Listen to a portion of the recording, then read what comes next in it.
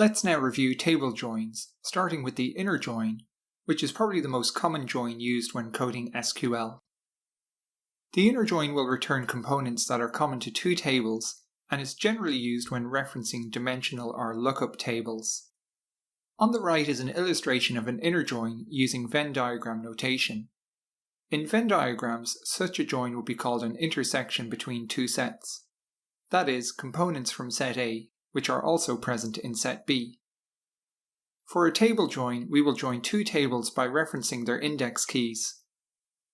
In the join above, we can see this is a primary foreign key join, where we have a foreign key of address ID in the customer table, which joins to the address table and the corresponding primary key, address ID. Also note in the select statement that we have referenced both the customer and address table by their table aliases, CUS and ADR. For customer, we are returning only the customer ID, and for address, we are returning all values as indicated by the asterisk value. Asterisk is an SQL term to imply all values from a table. The resulting output is the table below showing us our customer ID from the customer table, followed by all the address fields from the address table.